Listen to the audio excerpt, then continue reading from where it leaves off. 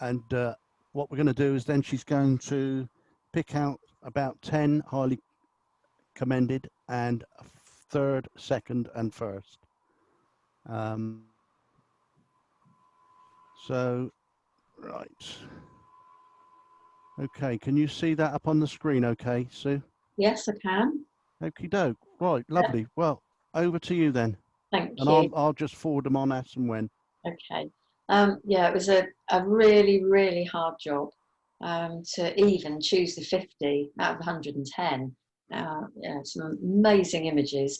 And I have to say as well, Peter dropped them into me on a USB, obviously full-size images, and I viewed them on my 27-inch iMac full resolution using graphic converter. So I viewed them hopefully as well as they possibly could be seen.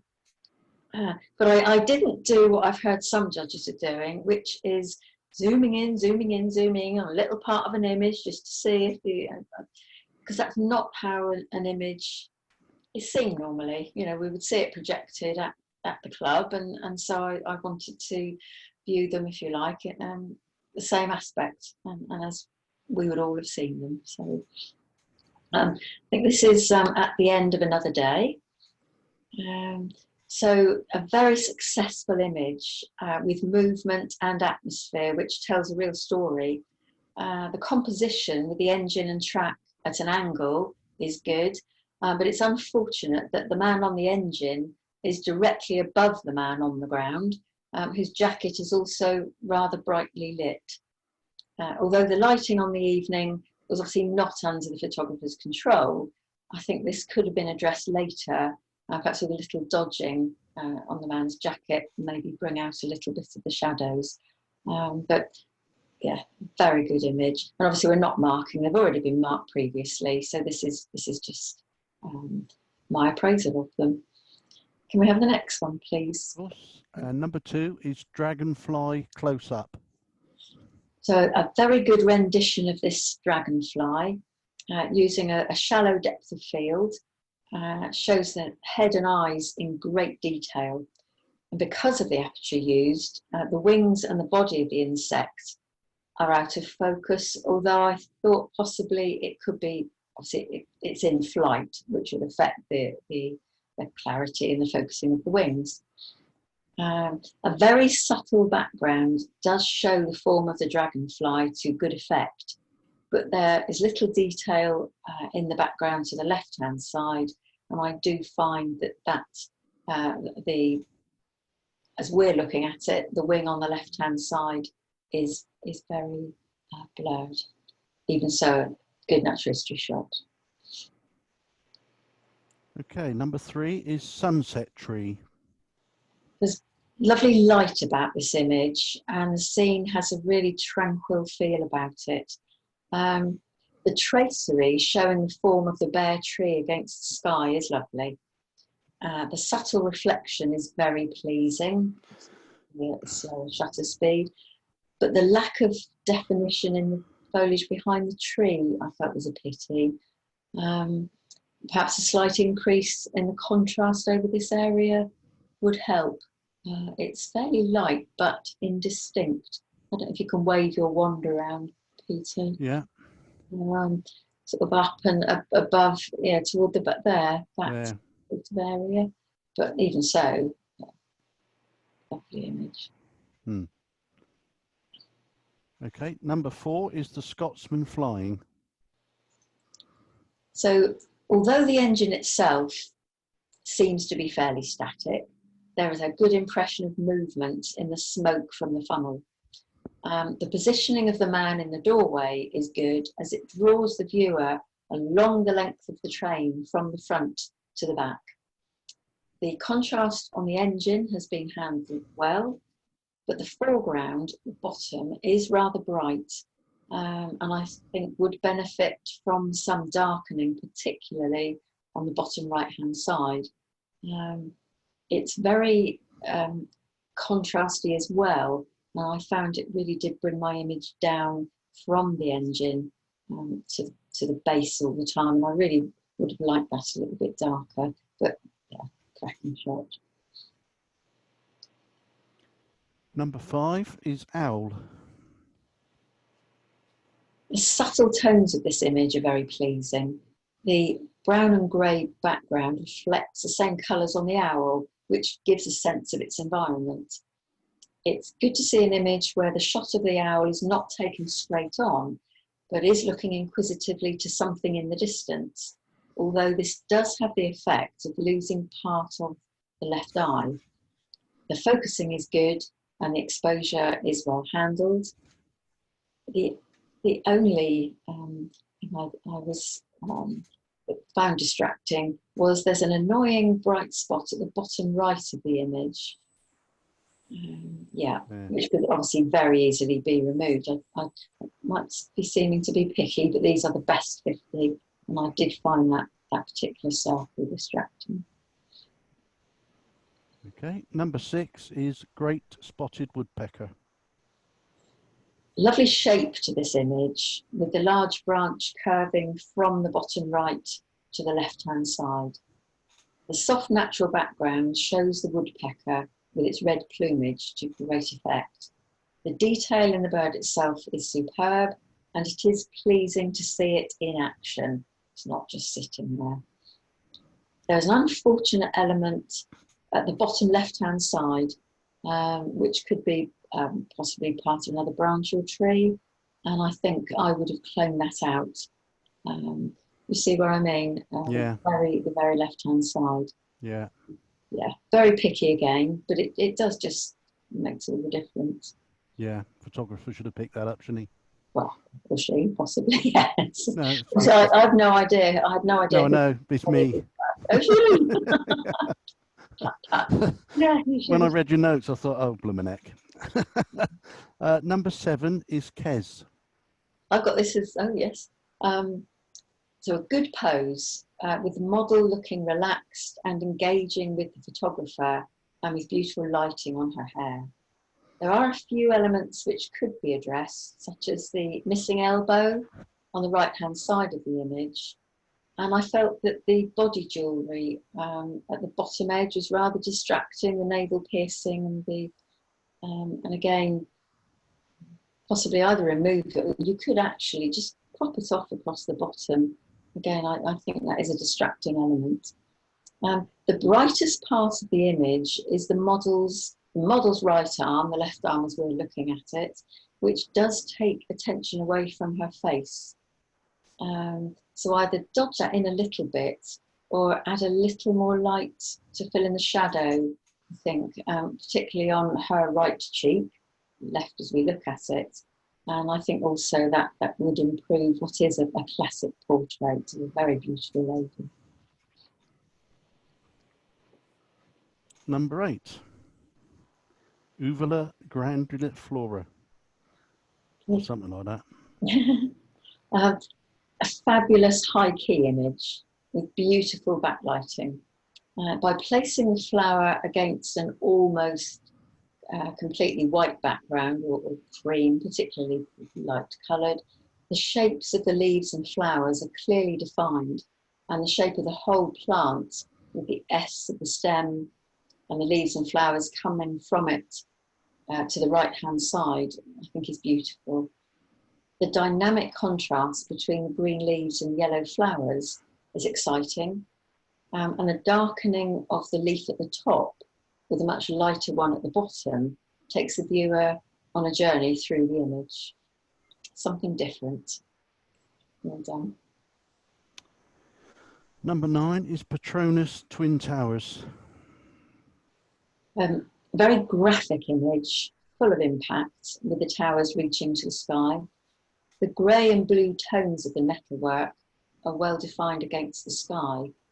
However, the whole image has a great deal of noise, which does somewhat suit the buildings, but I don't feel does the sky any favours. Whether you could have selected just the buildings or just the sky, so that there was a different effect on each of those elements, I think would have empowered this image. But a great graphic image, almost abstract. Number 10 is Passing Arrows. An exciting and dynamic image showing the crossover of the two planes within a vibrant panorama. The sweep of the ellipse, which fills the whole length of the image, and the coloured smoke in front of the blue sky, gives way to a quieter, more ethereal feel at the top, which gives the image real depth. Each viewer will have to make the decision as to whether some separation between the planes would be an improvement or not. I'm sure if you did a straw poll, it would probably be half and half. Yeah, a great image. Number 11 is cattle egret.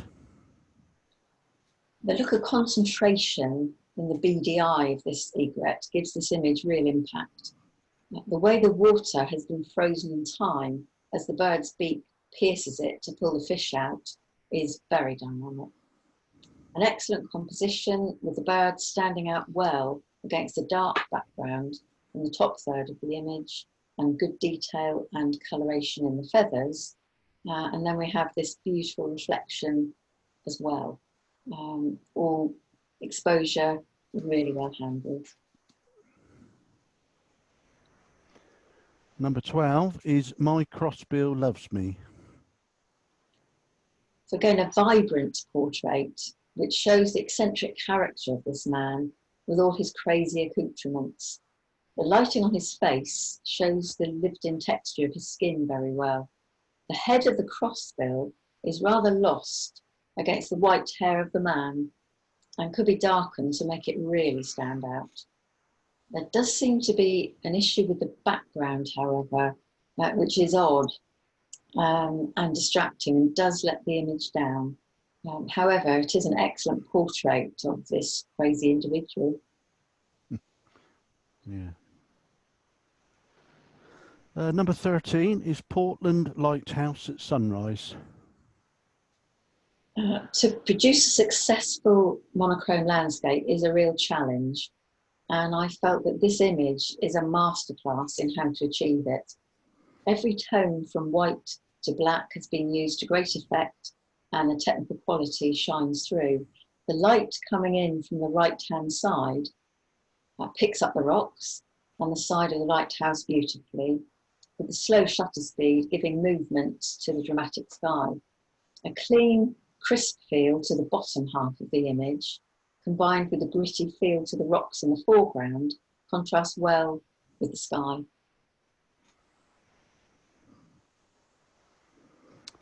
Number 14 is Another Fine Mess. A great macro shot with excellent detail in the bee covered in pollen. The positioning of the pollen-covered flower exploding from the bottom left-hand side of the image and the contrasting colours of the purple and yellow work very well. The natural green background is a lovely foil to the main subjects. The only thing about this image is that, I'm going to call it a stem, or the foliage under the bee is very distracting and could easily be removed. It's in an open competition. It's not a natural history competition, so we can clone things out. That is allowed. And I think that would then make this image perfect. Definitely do that. Okay. Number 15 is Mogshade Pond Sunrise. An incredible depiction of the sunrise, with the composition adding to the drama with a real feeling of movement in the clouds. There is excellent detail in the tracery of the trees, and the use of a wide-angle lens with a small aperture shows the whole panorama and wonderful depth of field across the whole panorama of the scene. A very successful landscape. Number 16 is Touch and Go. A good composition with the figures in the centre of the frame and each plane in its own space at each side. The shutter speed used shows movement in the propellers, while the detail in the planes is crisp. Perhaps a graduated filter to darken the bottom of the image would add strength to it. A great capture though. Number 17 is fox cub. Great focusing in this image with an excellent rendition of the fur. The surrounding foliage gives a lovely impression of this cub being inquisitive, and the inclusion of his brush in the background gives an extra dimension to the image. A lovely portrait, and I love this diffuse foliage in the bottom as well. Lovely catchlight in the eyes. Number 18 is M.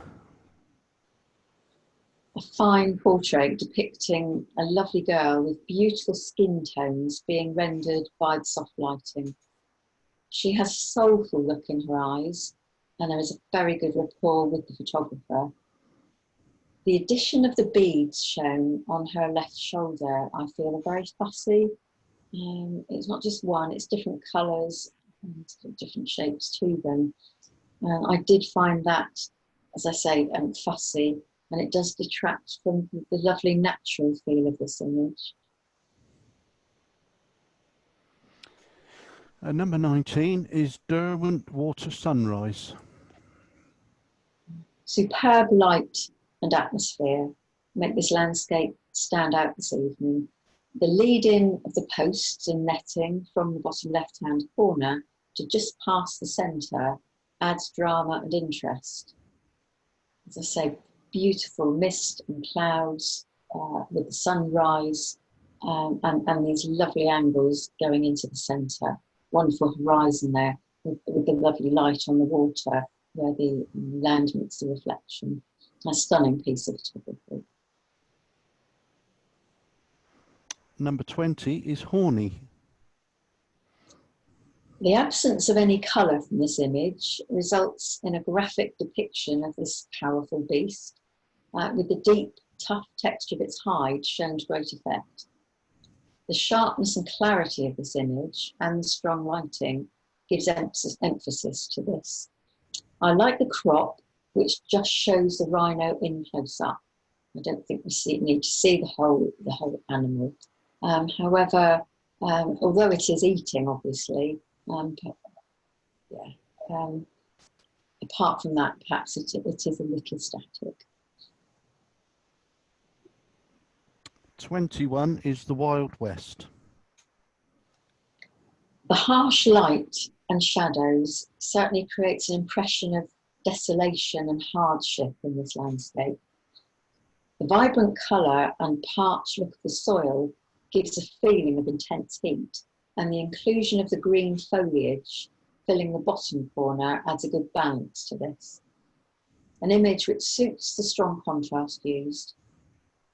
The only thing with this one that was very obvious, there are some noticeable black edges to all the rock structures which need to be addressed, particularly the large, there. I think I could see them clearly, without zooming in at all.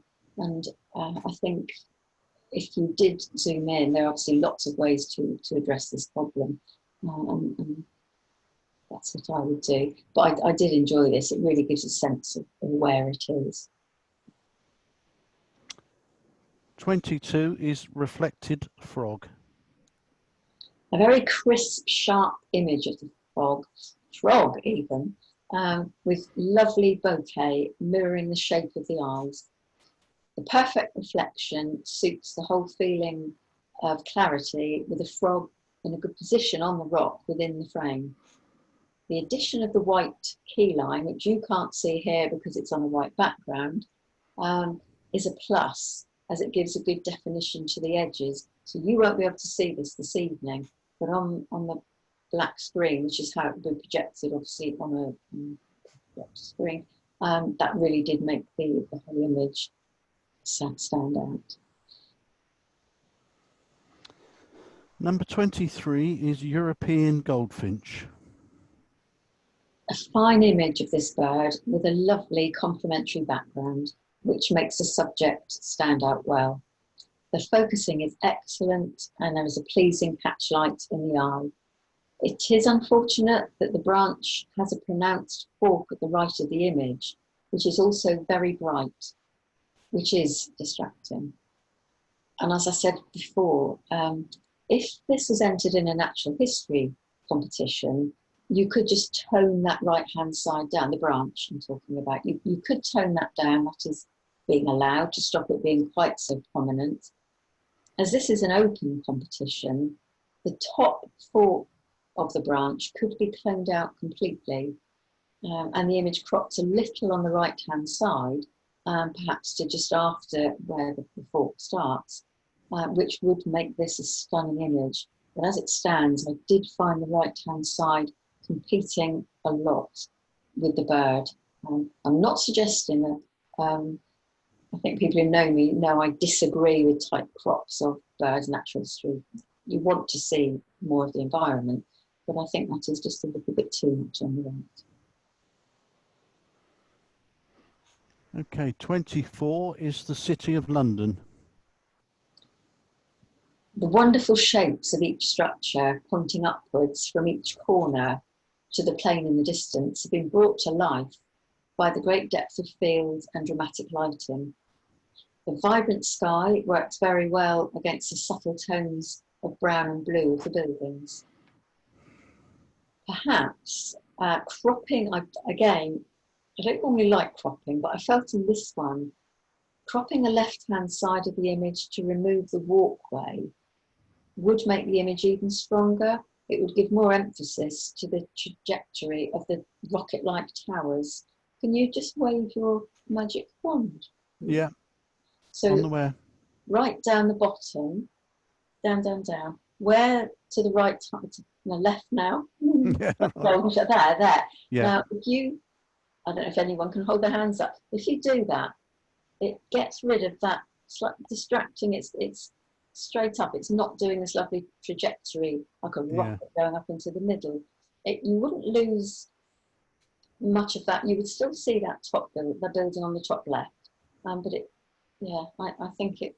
But in any case, it's a superb architectural image. Australian pelican. A very bold decision to place the pelican dead centre in the image, but this has given it great impact, especially in contrasting it with the size of the gull in the water. Super focusing with the whole of the pelican shown in great detail. It is a shame that the rock it's standing on is so bright, and that does detract a little from the rest of the image, where the light has been handled exceptionally well with great detail in all the feathers, the beak and the eye of the bird. But I do feel that perhaps just the rock toned it down a little. Number 26 is Book of Love. A very good attempt at creating a shadow to represent a heart. And although the image is entitled A Book of Love, the text shown doesn't reflect that. Perhaps using pages of the book which contain a love poem would have more meaning. By focusing on smaller parts of the text and creating a vignette around the whole of the outside, the shadow would as well gain more prominence. At the moment, the bottom right-hand side, and certainly the bottom, in fact the whole of the right-hand side, is very bright. And obviously the text is out of focus there. When we come to the left-hand side, we can read the text, which we do. You're automatically, the viewer will try to read text. And obviously it's a Harry Potter book. And I think possibly a different book, and as I say, focus on one part of the text where the ring is, and that really would focus the eye in on what you want us to see. But I do love experimental photography, so yeah, please do keep experimenting with this. Number 27 is Our Resident Robin. A well-photographed image of this little bird posing proudly on the edge of the bowl of food. The robin stands out well against the natural background, has good catchlight in its eye, and the exposure is spot on with beautiful sheen on the feathers. We can see what he's standing on, we can see this food in the bowl, but it goes off nicely as we go through the image. Another lovely matchless image. 28 is the vulture. There's wonderful detail in the feathers of the bird, and his proud stance certainly shows the character of the vulture. It stands out perfectly against the blue sky, with a good contrast between that and the red of the beak and the skin of the head and neck. A superb natural history portrait.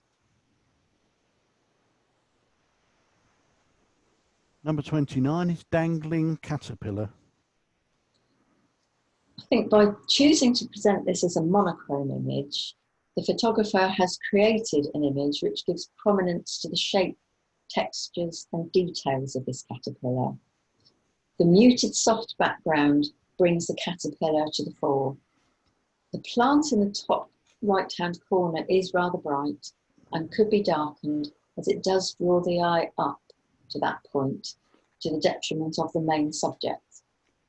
A well-photographed image with a different take on what we usually see. Number 30 is egret in flight.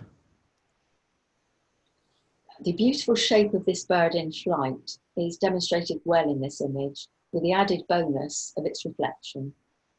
The background is nicely blurred. It appears to have been a bright day, and detail has been lost on the back of the bird. You may be able to bring this back if you have the raw image, possibly, so I don't know, but there may be detail in there. Now, the brightest part of the image is the bottom third, and a graduated filter post-production to darken this would focus the view on the bird instead. At the moment, our eye is dragged down to the bottom, and I think that was darkened. It would certainly improve this image. 31 is homeward bound. A very atmospheric image with the smoke highlighting the rays of the sun shining on the steamroller, giving a nostalgic feel of days gone by. The fine tracery in the trees and long shadows on the track all add to the depiction of a lovely early morning. A very fine image. 32 is lily of the Nile. The use of a good depth of field makes this lovely flower head stand out well against the complementary green background. Each individual bud is in focus, and the additional element of the web, the individual webs, adds interest. Lovely lighting gives an overall very pleasing image.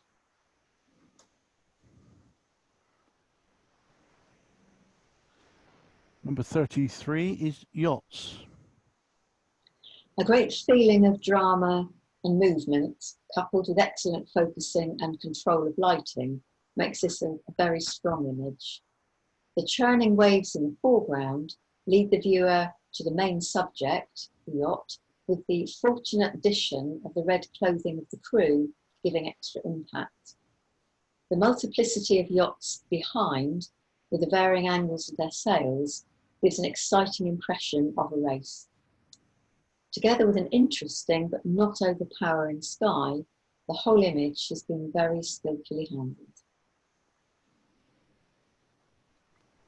34 is the archivist. Probably a good choice to present this portrait as a monochrome image, to concentrate the viewer's interest on the face rather than any distracting colours in the clothing. There is a good use of side lighting on the face, which shows good skin texture, with just a hint of light on the hair on the right-hand side. However, the very bright jacket is the lightest part of the image and could be darkened, which would give more impact to the subject's face. Still a very fine portrait. 34 is another ugly pigeon. Can I tell you a quick story first? I think Pete knows this. A few weeks ago, we had a pigeon who we called Pippa. We shouldn't have named her, we shouldn't name things. Made a nest on our pergola at the bottom of the garden and laid one egg. Took her ages to make this nest. She didn't seem to have a mate. She just seemed to be going back and forth herself to the nest for apparently the 15 days. And the 18 days, there was one egg. On the 18th day, we went down the garden in the morning. Yeah, there she is on the egg, all well. Came back, went down toward lunchtime, and it was obviously a squirrel. We heard all the squawking, had frightened her off the nest. It snatched her egg and dropped it on the table under the pergola. She flew away, didn't come back. The egg was slightly cracked, and this little fledgling pigeon had tried to come out and had died, and it was perfect. And it was so, so sad. All that time she'd spent, and this wretched squirrel did that. It was very upsetting. I know they're pigeons, but it was still a great shame. But I didn't realise until we were looking all this up when she first laid the eggs, how ugly pigeon fledglings are, and they are very ugly. So when I saw this, yeah, to see what it would actually look like. So yeah, fledgling pigeons are indeed very ugly, and this one has been very well photographed. The position of the bird in the frame is very good. The viewer doesn't need to see all of it to appreciate its surroundings, especially with the inclusion of the soft feathers in the bottom right-hand side. A nicely diffused background gives emphasis to the pigeon. Well done to the mother for hatching it. Number 30 is common red poppy. Wonderful lighting on the flower, with the focal length chosen suiting this image perfectly, with just the very front petals slightly soft, which adds to the 3D effect. The detail in the petals makes this image very tactile, and the contrast of the green seed head sitting on the bed of stamens against the pink or red petals with a green stem below adds a touch of drama. There is detail in the background. I don't know if we can, it's not as visible on this iMac, but on this MacBook, but there is, yes, there is some beautiful detail around the whole image. It isn't just dark.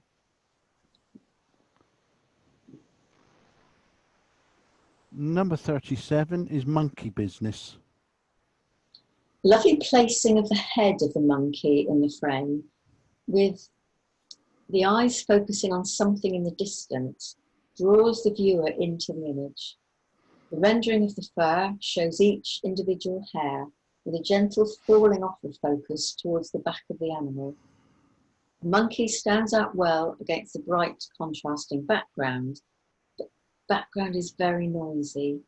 Perhaps if it was darkened slightly or the highlights taken down, it wouldn't be quite as distracting. Bridge reflections. A strong composition with the bridge and its reflection taking the path of an arrow, leading the viewer to the far left-hand side of the image. It's good to see plenty of colour in the sky, i.e. not black, making the cityscape in the background stand out well. The lights on the bridge give interest to what could have been a blank area. It's a pity that the bottom right-hand side of the image contains a lot of debris, which has been picked up by the lights and is a bit messy. And there's a very bright, obviously that's the light moving just to the left of where you were, that again could be cloned out. So perhaps either clone out or darken the right-hand side corner, as it does draw the eye away from the superb waterscape above it. Can't crop it, I don't think any form, you need that whole arrow coming through, but I think you could just address that right-hand side.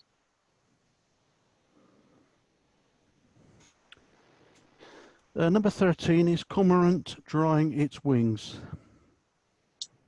Lovely to have captured this pose of the cormorant, particularly with its head turned to the right with a strong catchlight in the eye. However, the whole image is rather noisy. and there's a marked black outline visible, particularly around the top of the left wing. This may be a crop from a larger image, which has caused this effect, but it's still a good natural history shot of this bird, showing its character in its environment. Number 40 is meek and mild. This image does conjure up a feeling of being in the countryside on a lovely spring day. The use of a fairly small aperture and wide-angle lens holds the viewer's interest from the base of the image with the grasses through to the trees in the distance. The different positions of these inquisitive lambs adds interest, and they stand out well against the meadow, and the flock behind puts it all into context. The fluffy clouds hold the top of the image in perfectly. A lovely scenic landscape. 41 is blue tip with attitude. A delicate little bird has been portrayed in a different way in this image, showing it to be a strong little character. Lovely subdued natural background makes the bird stand out, and the light has been well handled. Although there is good detail in the feathers, perhaps the image has been slightly over-sharpened. Another lovely natural history shot.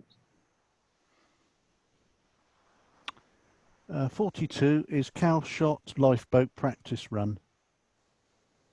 With surging movement, powering through the sea and the strong wake behind it, the lifeboat has a real presence, especially with the bold orange and blue contrasting colours. The lighting has been handled well, with good detail in the sea, and the chosen shutter speed has certainly shown the speed the lifeboat is travelling. Another very impressive image. 43 is dragonfly. A great shot of this dragonfly, with the whole of the insect being in sharp focus from the front of the head to the back of the wings. Care has been taken to put the dragonfly itself against a dark background, with the wings picking up the lovely light like stained glass. A pity that there is a large piece of the fern just below the dragonfly, which is very soft, but the light and cobwebs on foliage give a real feeling of early morning. 44 is Bristol Suspension Bridge. The careful control of exposure has managed to hold in detail in the surrounding landscape, as well as bring out the lovely glow of the lights on the bridge. The sympathetic hue in the sky complements this and places the bridge firmly in its surroundings. A very competent landscape. 45 is Eagle Owl Eye. The square format suits this image well. The colour tones are beautiful, with shades of brown, cream and orange. The placement of the eye in the strongest position, and the feathers are rendered superbly. Although it's good to have the catchlight in the eye, it's very bright and the edges are rather sharp. I wonder if we could just adjust that a little. It is an obvious lens there we can see. I think we could make it look a little bit more natural. But yeah, lovely image.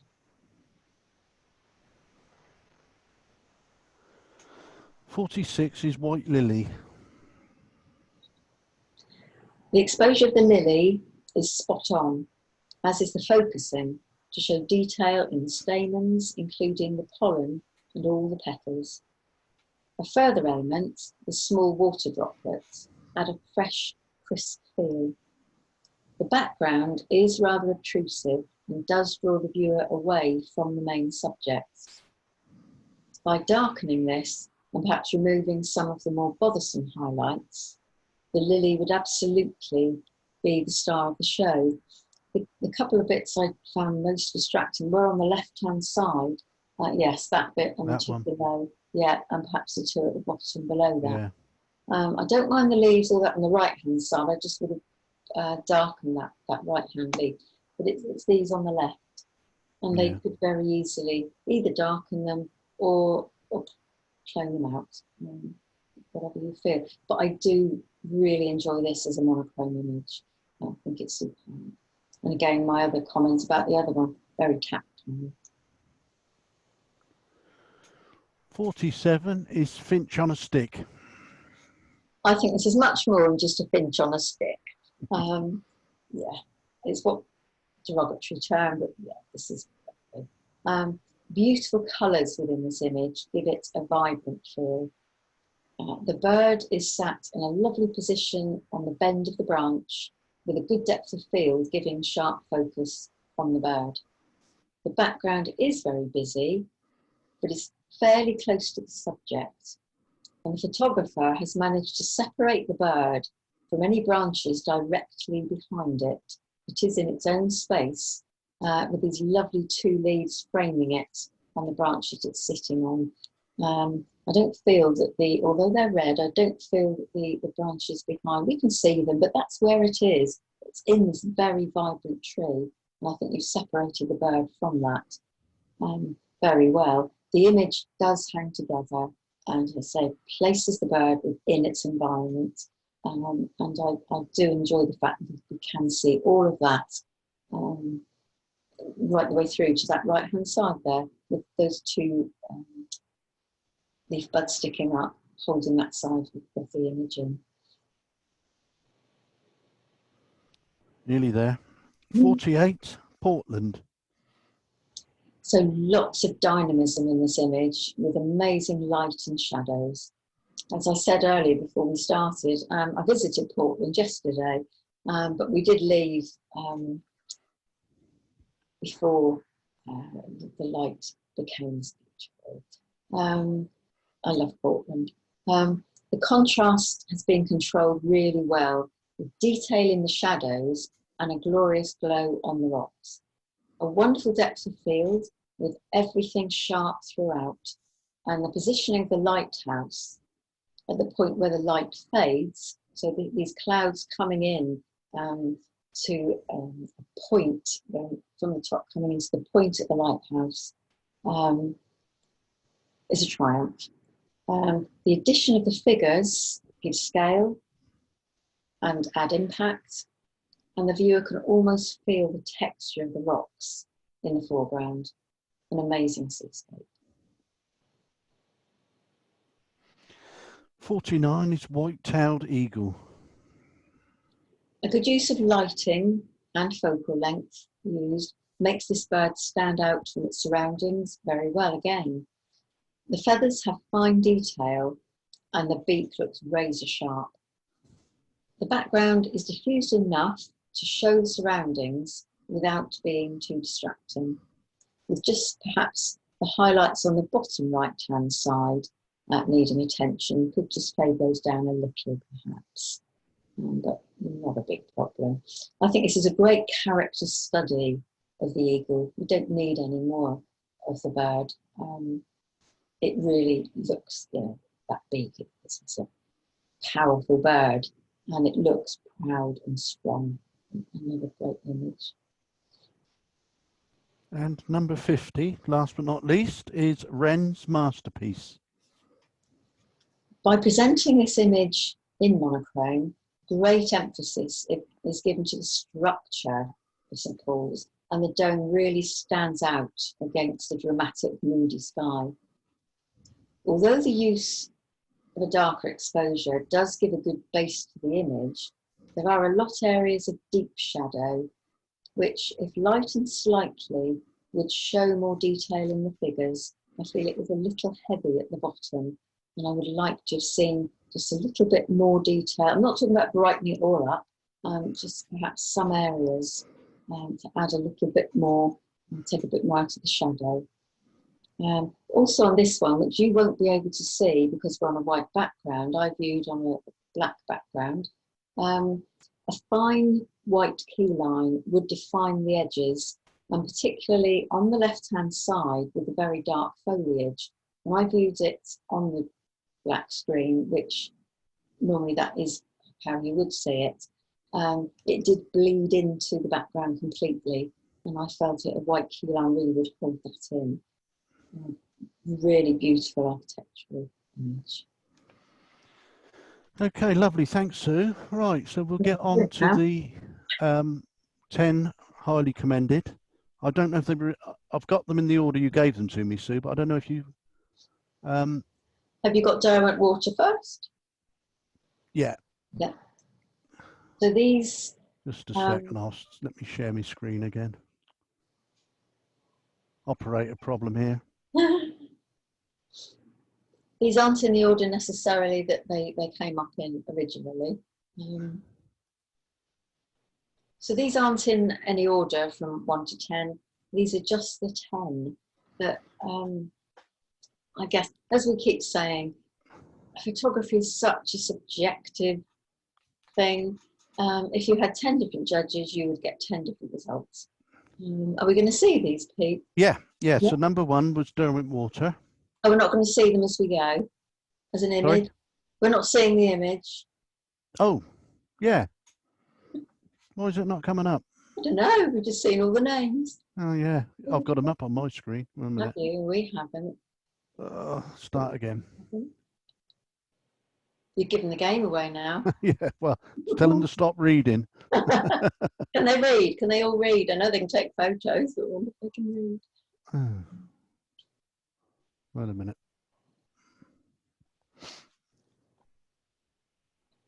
Bear with me a second, folks.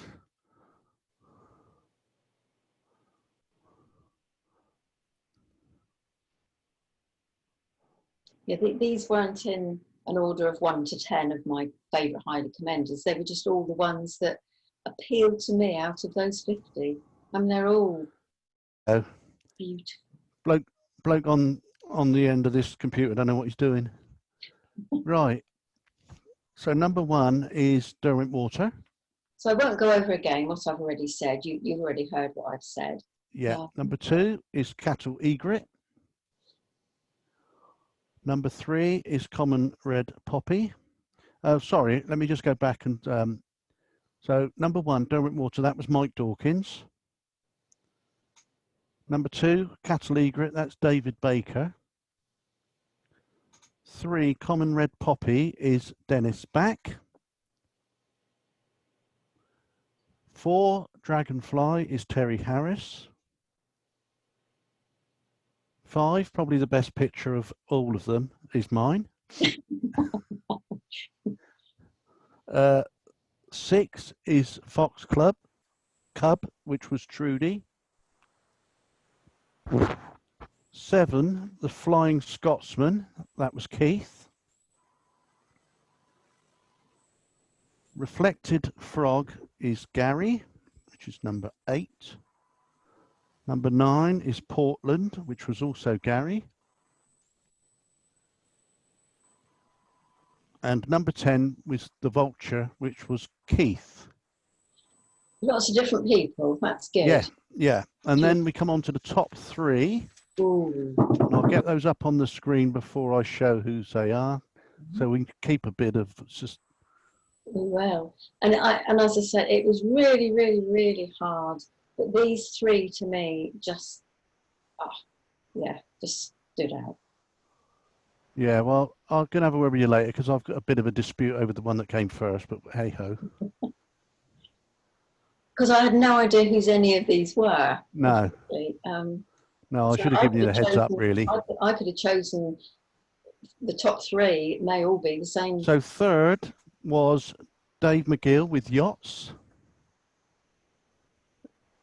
In 2nd place was Terry Harris with his flower, Uvula grandiflora.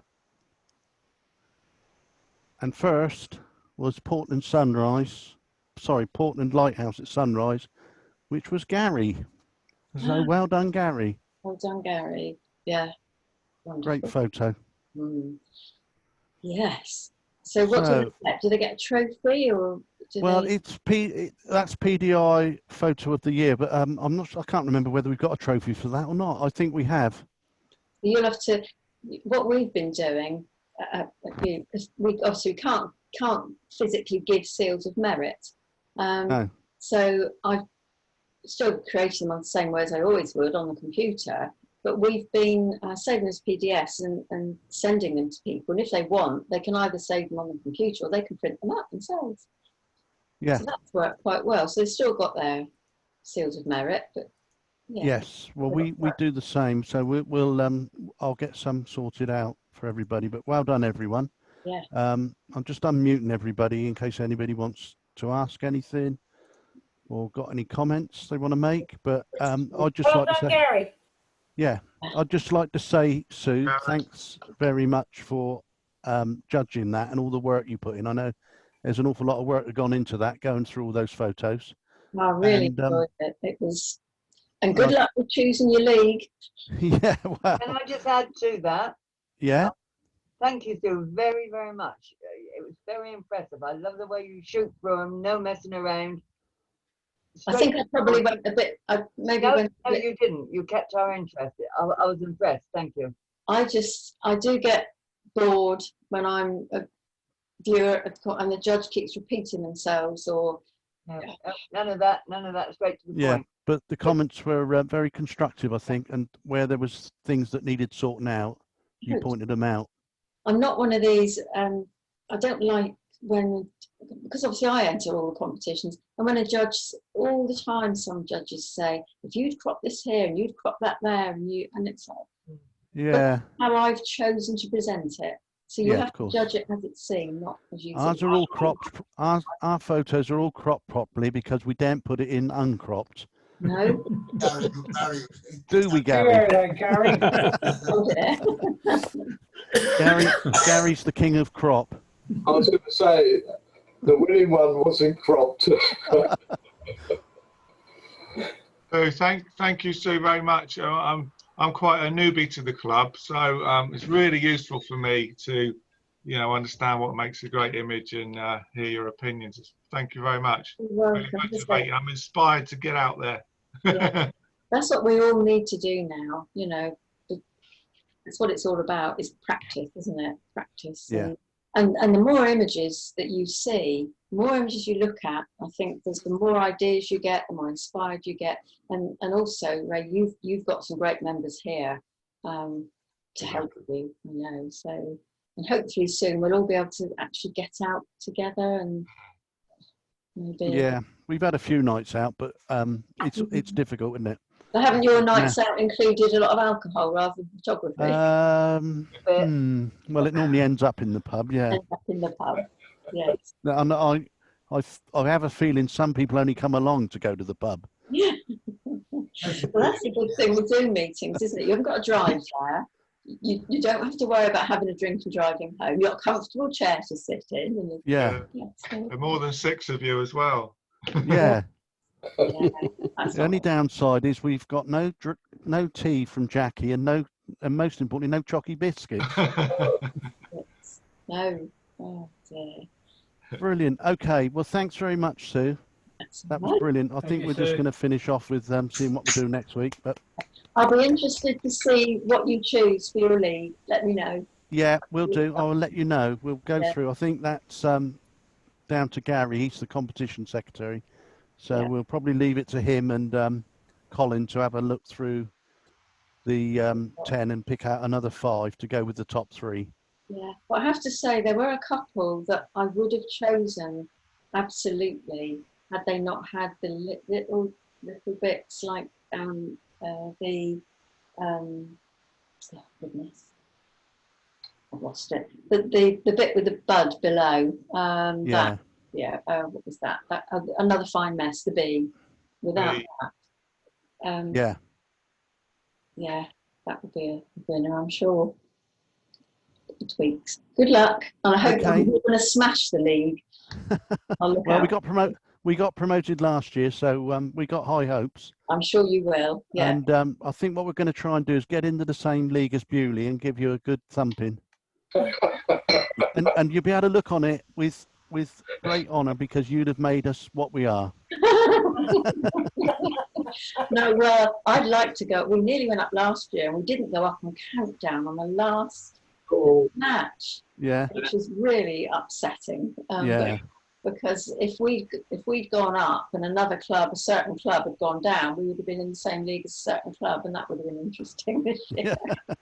Very. We'll see. Yeah. Yeah. All right. Thank you, everyone. Okay. Right. Thank you, Sue. Thank you. Yeah. Bye. Thank you, Bye. Sue. See you again, Sue. Bye. Right. So that was really good. I think there was some. She picked out 50 good photos there.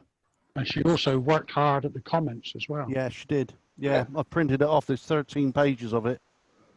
What I'll probably do is I'll try and get those. I'll try and get the notes over to everybody so that they've got a record of what was said, because a lot of it was very constructive that you can pick tips up on and use for the when we get round to doing our future pictures. Okay, Mike. So that's about it for tonight. I don't.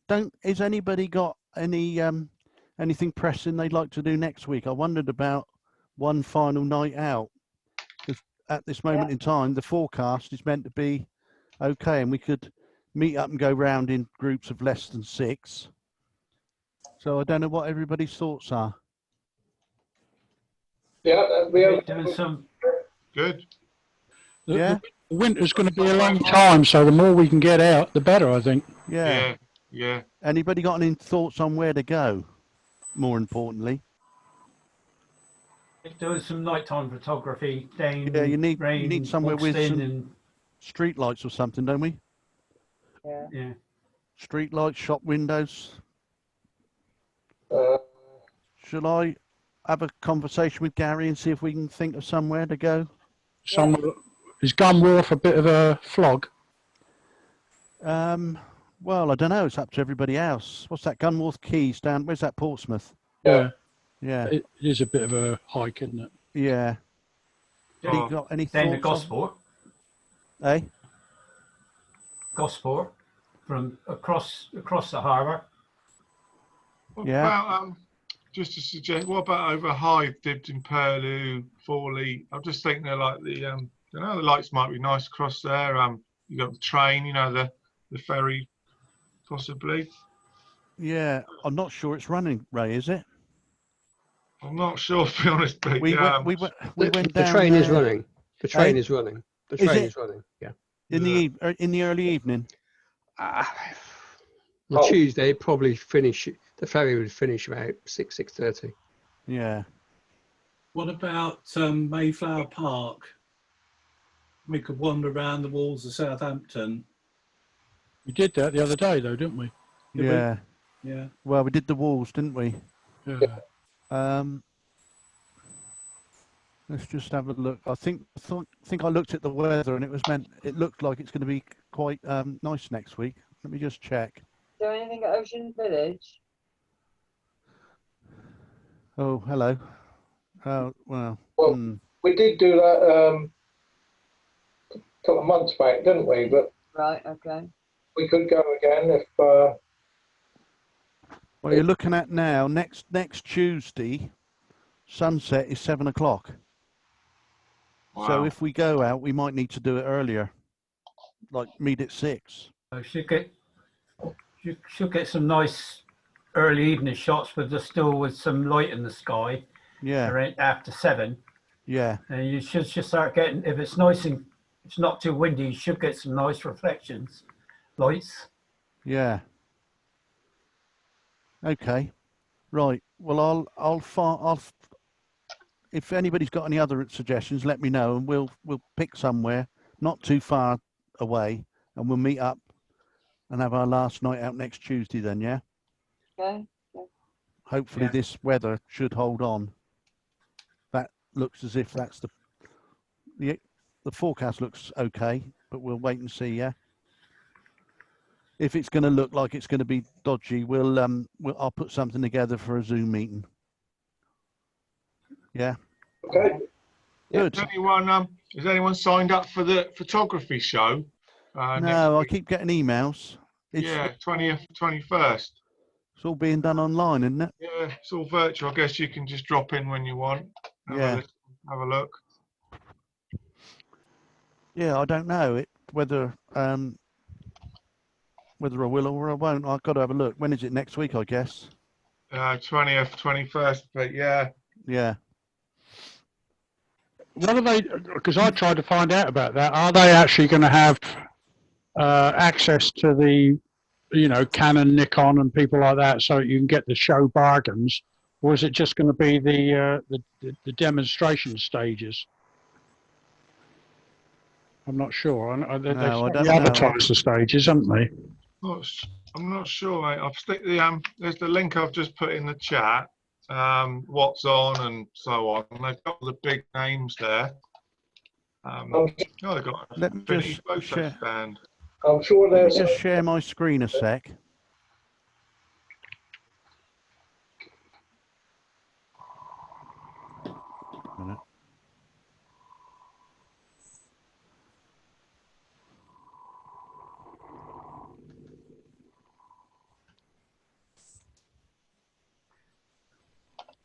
Dave, Finish with that.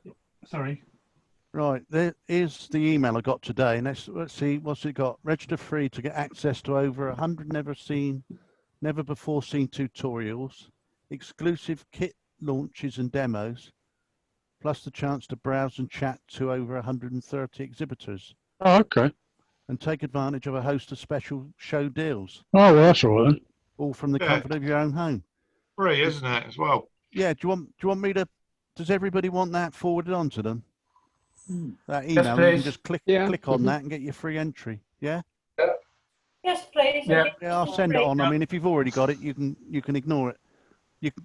You can do what a lot of people do in my emails and just ignore them. Well, yeah. Oh, Don't believe it. Can I just Okay. ask quick? Portland, I haven't been down there before, and it seems to be the place to be. Sue said she liked it, and I know Gary, yours is from there, is it? Your photo? Yeah. Is it easy to just drive straight through there and down you go? Yeah, because the lighthouse is right at the bottom, or the top near the bottom, isn't it? So you have to, go over the causeway, and it's and there's Pulpit Rock there as well, just around the corner from there. Okay. So yeah, there's some. It's about an hour and a half from, well, where Yeah, I am. about trying that. to afford- Yeah, it'll be about an hour and a half to get. Yeah. Yeah. Very How easy far to the take. car park away from there, Gary? The car park is right under the lighthouse. Okay. That's good. So Very easy to take a good photo down there as well. What else is down there? Is there a cafe and stuff, or is it pretty remote? no, it's I can't say it's remote. but if you walk past the lighthouse, you go for a swim. How much more remote? There is a cafe there. There's a cafe in the shop. Right down on the beach, but it's not far from civilization. So. Oh. Was a pub there, wasn't there? Make a visit. There's some lovely views across Chesil Beach. Yeah. And then through the Gary. plain there. Cool. Oh, well, definitely worth a visit. Yeah. Yeah. Right. Yeah. Have you finished with that lens yet? Or you still need Bob. it? I have, Bob. Ready to come back to Okay. you. I'll bang you a text. See you next. We'll sort something next week, shall we? Yeah, bring it in next week. I'll get it over to you. If you're out Tuesday night, we could do it. See how we go. Yeah, that'll do.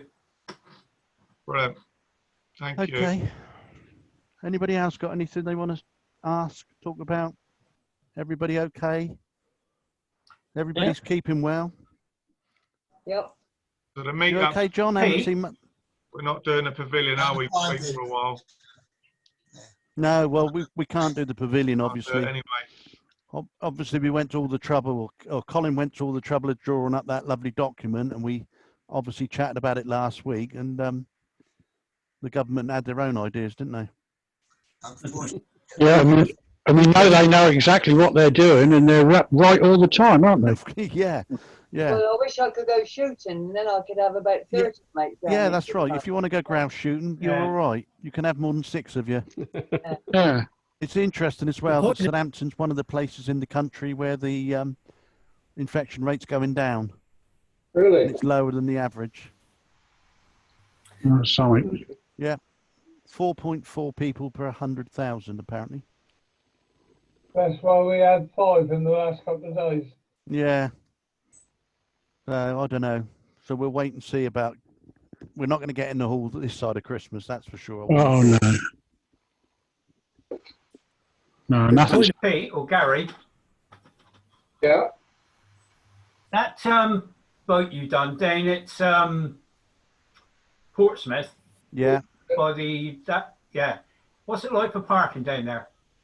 You've got to park it Port Solent, Yeah. Port Solent, yeah. and you've got to climb over the fence. Yeah. Yeah, we were told when we looked online. It did say that you could. There was nothing in your way. You could walk round. Basically, what's there? The field is the old Tip. landfill site, which they've now Yeah. covered across, Yeah. and there's a walkway all the way around it. I'm signing off, guys. So excuse okay. me. Yeah. Okay, Dave. See you Tuesday. Yeah, we'll See you do. Tuesday. But when we went down there, they're doing some building work, and they fenced it off. So it's a bit of a job to get to. It's actually a park. If I don't think everybody knows, but if you look, there are signs. There are signs saying it's a Queen Elizabeth something park or right. And the parking, there's loads of free parking at Port Solent, but it's quite a long trek to the wreck, isn't it? Yeah. Yeah. Don't mind even if you have to jump over the fences, it's about half a mile walk. You think? Probably, yeah, about that. Maybe getting on for a mile. It's we do that walking to Sainsbury's. Yeah. Well, the problem is if the fence wasn't there, it'd be a lot easier to walk straight in. Yeah. But they've got some building work going on, so they've obviously got it fenced off. But when you get there, you've got to climb through fences and bushes and all sorts. So it's not the easiest wreck to get to. Yeah. Okay, all okay. Did you want to say anything, Colin? I was just going to. I'm fine, thanks. Yeah, Colin Hicks. Which Colin are you talking to? I'm sorry, I forgot there was 2 Collins. The document we produced and your responses are valid no matter what the government says, because we know the thinking now of the council and the building and the grounds around it as to what they want when there is some relief. Okay, so at some time within the not too distant future, hopefully we'll see some relief again.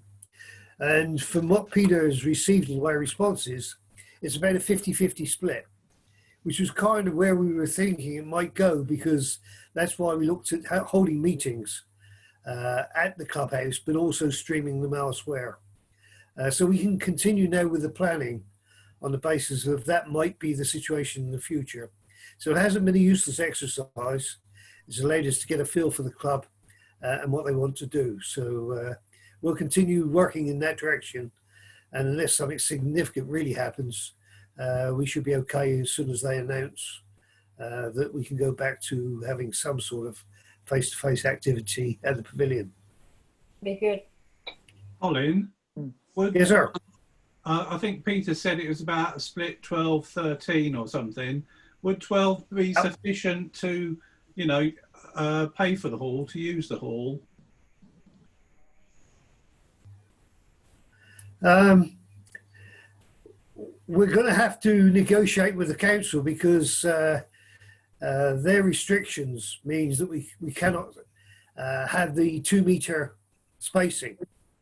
All right, so we've got to have 1 meter spacing, and that's one of the major reasons we expect to be streaming. And so I don't know where Barry is at present. He's disappeared. I could always. Oh, you're still drop there, her a- Barry? Yes. I could always send her an email. But let's get our act together when we see some sort of relief, because they have been very reasonable in the past. We've actually gone over the threshold of 25 now in the club. And at that point, we should be paying the full amount. Okay, but we negotiated when we were approaching the 20 mark, we will pay something less than the full amount. So they're very flexible. And I suspect if we go in and say, look, we can manage with 12 and we can pay you so much for it, and we'll stream the rest to the other members of the club. Part of the risk assessment is going to be the fact that the club's full of oldies. The club has a significant number of people with underlying illnesses, and therefore those people are going to be reluctant to join in. And then we have a statistician who will tell you how impossible the whole thing is anyhow. But the general approach is those who want to get together as a social occasion, which will include some of those who are not necessarily in the best of health. It's down to the individual to decide whether they want to come along and risk it. So we're trying to get this whole picture together, and when we know what the next relaxation is, then we'll put together another proposal and people can reassess for themselves and decide whether they want to do it. It's at that point we'll know how many people are going to go in each evening, and we can negotiate with the council as to what their rooms are worth. Yeah, it's fair enough, isn't it? I mean, it's just it's the unknown at the moment, so we'll when we come to it, we'll have to have a word with the council, won't we? I don't think we can really say whether we're willing to come in or whether we're not willing to come in until we know when we're talking about and what the situation is at the time. Yeah, exactly. Absolutely. Did that answer your question, Roy? Yeah, it was just that I think last time we talked about it, there was some fear that we might lose the hall if we didn't go back. And I was just wondering with 12, you know, whether that was you thought was viable, and by the sound of it, it is. So should be all right. Well, they have more of a problem than we do because with the numbers limited to 12 on 2 meter spacing, they're not going to hire that 8 very readily. All right. No. And what we have to watch is the potential closure of the community centre, and they start to use the pavilion as a community centre and a pavilion. That's when it becomes difficult. But that was all based on the fact that they were planning a major extension. And you can bet your life that's on hold now. And going to find difficulty in getting lots of clubs in there. The soccer people can't use the changing rooms, etc., etc. So there's going to be some major inhibitors to money coming into the council to keep that place running. So I think we're in a reasonable position to negotiate some sort of discount if we feel it's necessary. Yeah, it sounds like it. Yeah, I mean, of course, if we look at it and we decide that, you know, next year the shall we say the bulk of next year we're only going to have 12 people actually attending and the rest following on Zoom, we could always discuss just using the small room there, because the small Say again, small Colin. room is out of bounds. Is it? The small room is out of bounds. Oh, is it? Not, yeah. That's because they're one way. You won't have the spacing in the small room, will you? Well, no. I assume. No, it'd be a bit tight, I suppose. One metre with 12 of you in there. Anyway, it's all hypothetical at the moment, isn't it? Yeah. I have a completely different question about the SCPF or whatever. I know people in more than one camera club. What sort of happens if you've got an image from the same image from 2 different clubs from one person? I mean, I presume that doesn't happen, but how doesn't it happen? If it is the photographer's responsibility, along with the club, to make sure that you don't enter the same picture into the leagues under the 2 different clubs. So are you in another club then, Terry? Well, yeah, I belong to Loxheath Camera Club as well, because there are Right. other ones Okay. that are a bit So more, bit more obviously practical. your picture of the flower, which in future could you put names on them that I can pronounce? That is its name. Sorry. That is its name. That, as it came second, that is automatic. We were automatically going to put that into the league, SCPF league, for next year. But have you already got it going into the league? No, I haven't. But I think I've had one other photo in the SCPF last year from a different club. Right. But it's not one that you've seen anyway. So. No. But I just wanted to check. Yeah. Check how what that I was going to do, work. when we've chosen the 8 that are going in, I'll let everybody know whose photos they are, and just make sure that they've not got it anywhere else. It's down. The problem you have, or the problem we have as a club, if we put it in and you've got it teeth, then we will get disqualified, and so will Loxheath. So yeah, you know, you have to be very careful that what you put in where. I mean, obviously you can enter them into the monthly PDI competitions. It's only if we go to use it in one of the league matches or the exhibition, which they're not having next year anyway. So that's on hold for next January, I believe. But yeah, that's what the general rule is. It can only go in once into a league match, but obviously you can do on a local level at any club. You can do what you want with it. Oh yeah, I mean I've seen different clubs with the same photos in their galleries and stuff in their competitions, so I knew that happened. But I just wanted to check. I mean I didn't think you'd be allowed to put it in twice from different clubs. That's what it is. But I wasn't sure of the mechanics. Yeah, that's where it's down to us really, myself and Gary, when we go through and sort the photos to make sure that they've not been entered via another club into the SCPF, because it's a big issue. Okay. And they won't take not knowing as a valid excuse for doing it. Ignorance is not an excuse. We've got to put something in place to make sure that we check in. Okay, all okay then? All okay. Right, fine. Hey, sorry, trying to go on. Yeah, I'll just put a couple of chat in there. Leamington, possibly. And will you put the top 50 pictures, Pete, and Flickr? Yeah, I saw that. I'll do that. I'm not about tomorrow. I'll get it done before the weekend, and I'll let everybody know when it's up there. Awesome. All right, and I'll get a copy of the notes round to everybody of what Sue did, because that it can be something that's good to refer to if you want to look at what, you know, improving what you did. Definitely. Brilliant. Yeah.